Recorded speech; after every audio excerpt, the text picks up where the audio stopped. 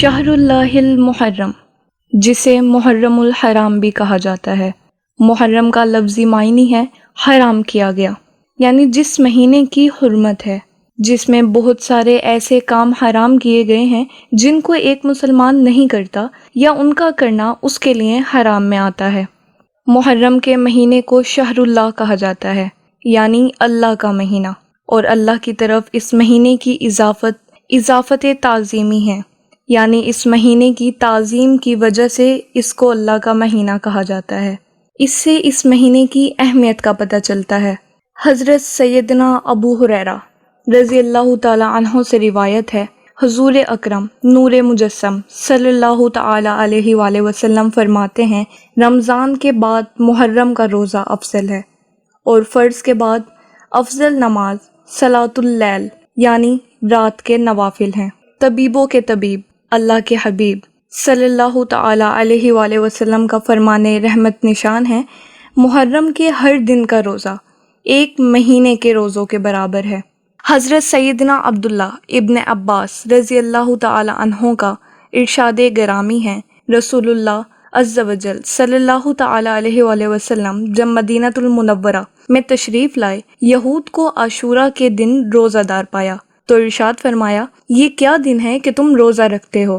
عرض کی، یہ عظمت والا دن ہے کہ اس میں موسیٰ علیہ السلام اور ان کی قوم کو اللہ تعالیٰ نے نجات دی، اور فرعون اور اس کی قوم کو ڈبو دیا، لہٰذا موسیٰ علیہ السلام نے بطور شکرانہ اس دن کا روزہ رکھا، تو ہم بھی روزہ رکھتے ہیں۔ حضور صلی اللہ تعالی علیہ وسلم نے ارشاد فرمایا، موسیٰ علیہ السلام کی موافقت کرنے میں بنسبت تمہارے ہم زیادہ حقدار اور زیادہ قریب ہیں۔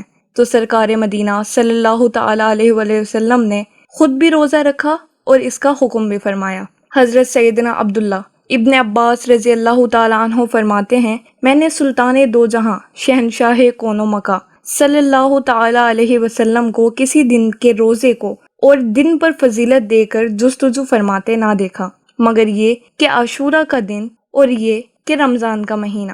نبی رحمت صلی اللہ تعالی علیہ وآلہ وسلم نے ارشاد فرمایا، یوم عاشورہ کا روزہ رکھو اور اس میں یہودیوں کی مخالفت کرو، اس سے پہلے یا بعد میں بھی ایک دن کا روزہ رکھو، یعنی عاشورہ کا روزہ جب بھی رکھیں تو ساتھ ہی 9 یا 11 محرم الحرام کا روزہ بھی رکھ لینا بہتر ہے۔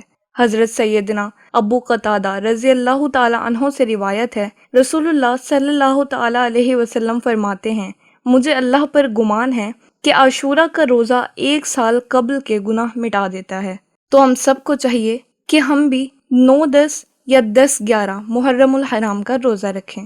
امید ہے اس ویڈیو سے آپ نے ماہ محرم الحرام کے روزوں کے حوالے سے کافی معلومات حاصل کی ہوگی۔ اگر آپ کو ہماری یہ ویڈیو پسند آئی ہے تو اس کو لائک اور شیئر کرنا مت بھولیے گا۔